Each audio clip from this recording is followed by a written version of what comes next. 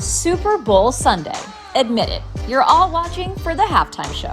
These highly produced productions have given us some of the most memorable pop culture moments. Here are some halftime shows we won't forget. In 2020, Shakira and J.Lo brought major heat to the Super Bowl 54 halftime show. Along with medleys of our favorite hits from both pop stars, there was a lot of booty shaking, belly dancing, and hair spinning. Not to mention, J.Lo pole dancing while singing will forever be etched in our minds. Special guests included J Balvin and Bad Bunny. The sexy Latin heat was intense, and it proved to be too much for some. The FCC received over 1,300 complaints, mostly about the show being too sexually suggestive. Sorry, not sorry. Next up is the queen of over-the-top shows, Lady Gaga.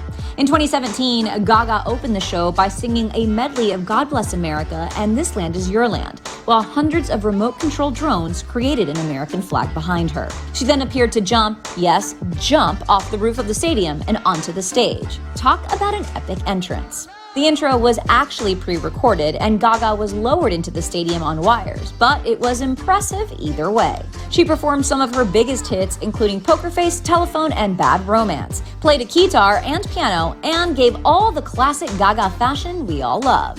It is definitely one for the books. And Gaga wasn't the only one to crash a stage. For Super Bowl 50, BEYONCÉ and BRUNO Mars showed up during COLDPLAY show, which included a colorful marching band. Bruno Mars kicked off with Uptown Funk and then entered Beyoncé performing Formation in Heels directly on the football field. The surprise combo of some of music's three biggest artists gave us a mashup we'll never forget.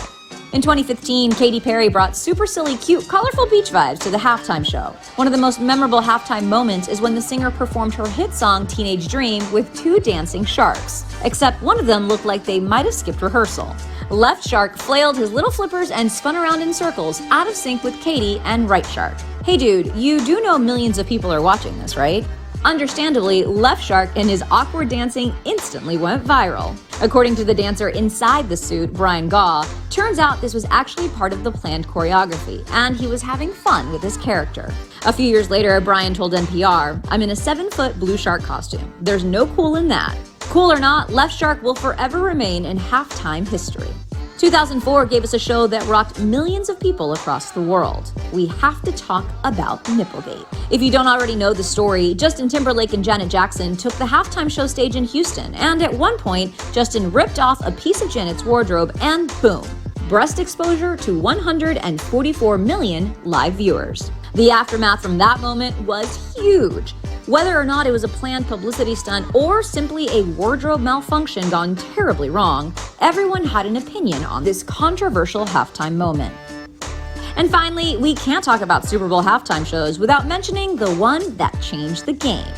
In 1993, Michael Jackson stood silent for 2 minutes on stage, and it absolutely blew everyone's mind.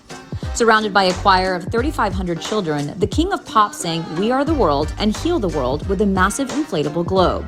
It was big, electrifying, and history-making. The show set a milestone in TV viewership at the time, with over 130 million people watching at home. Michael's show would go on to set a new standard for the Super Bowl halftime and inspire generations of artists after him.